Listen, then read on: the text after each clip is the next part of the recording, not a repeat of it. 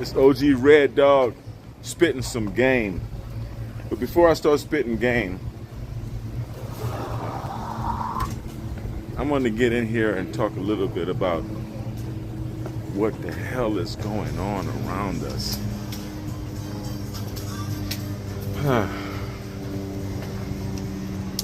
You know, I was born in 1965. That's right, quite a while ago. And here it is, 2025.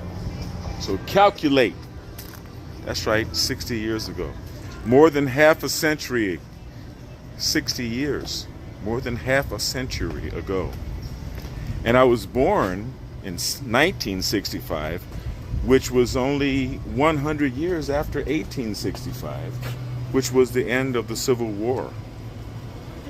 Which means that I personally have witnessed quite a bit of cultural change and socio maturation happening in the United States in my own lifetime. It only took 3 generations to bring me from how you doing? From James Stephen Lockett, the owner of Lockett House, where the Civil War of the United States ended. Can I have a wolf, large wolf, please? To the time that I was born.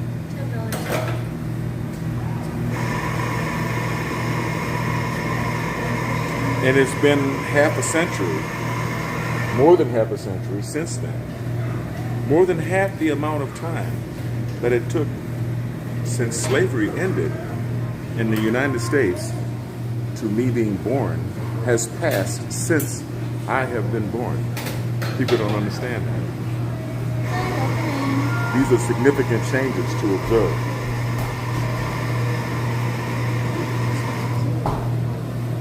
To my MAGA friends, make America great again. Well, yeah, in some instances, in some cases, America was great because my parents bought the home that I grew up in on the gold standard, and that meant that prices were consistent for very many years. It was tied to the value of gold, and therefore the option of going to the bank to borrow was literally optional because you didn't have to do that, because you could save over an amount of time, and the price of things were relatively consistent over time, and so things are just very different.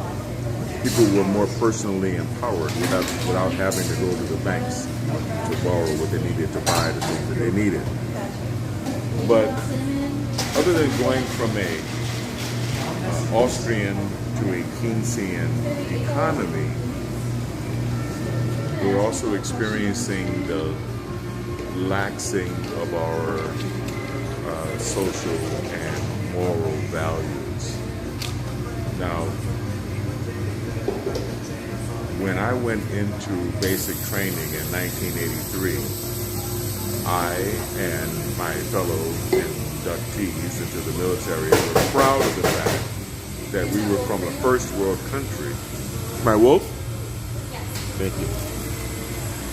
And that we were lazy slobs at 18 years old who went to basic training. And we were lowly maggots. And dare I say faggots. Back then, you know, these type of slurs were they actually has teeth in them. Thank you. So those were the good old days where you could actually call someone these types of things and it actually has some strength to it. But we were proud of the fact that it took us till 18 years old to have military discipline instilled in us, and that other children around the world were being exposed to having to farm the fields and or fight wars, hold weapons at the tender age of 11, 12, 13 years old. How you doing? Hi, how are you? And And we had to wait until we were 18 years old to be yelled at by some redneck drill instructor in order to be whipped into men in the military environment. And that's the hallmark of being in a first world culture, right? That our kids don't ever have to grow up.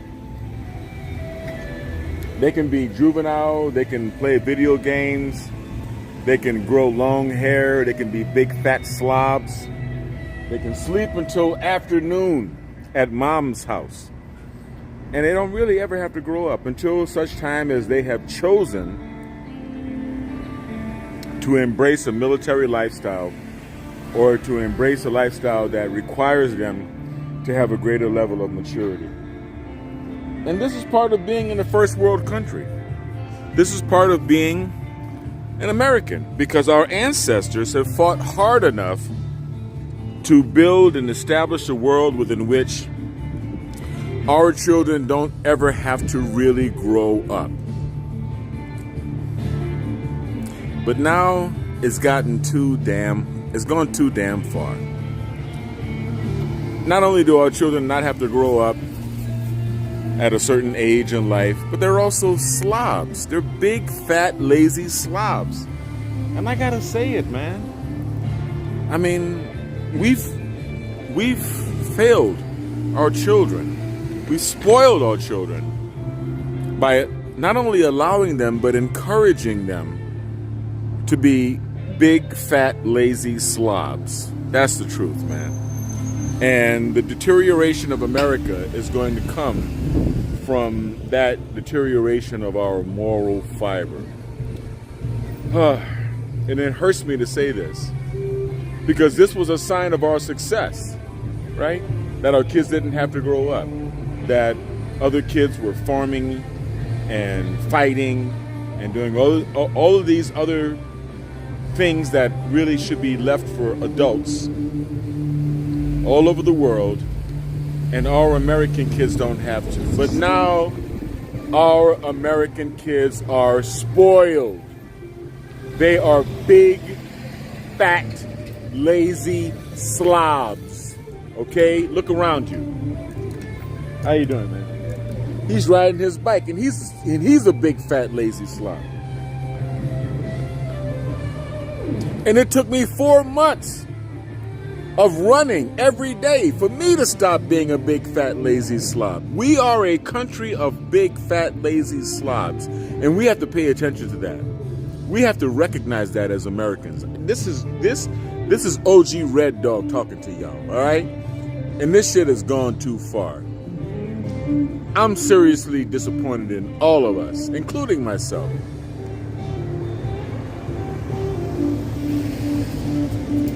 I mean, I want to go talk to that chick over there across the street, right?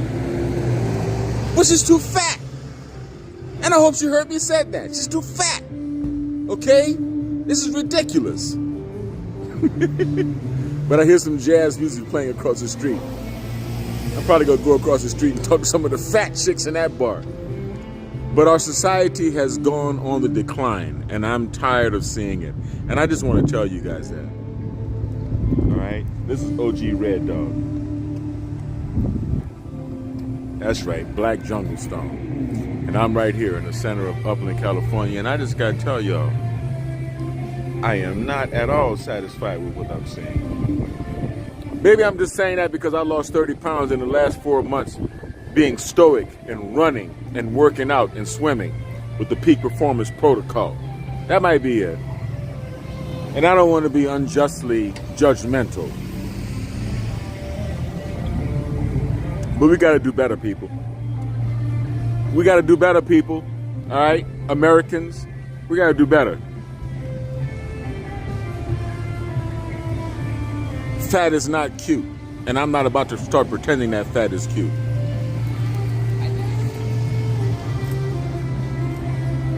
It's hard to say that with a dude walking by with his fat girlfriend. But I'm just letting y'all know, fat is not cute. And if anybody tried to pretend that fat was cute, they were lying. Fat is not cute. Stay kind, stay blessed, and most importantly, stay healthy. I'm out of here.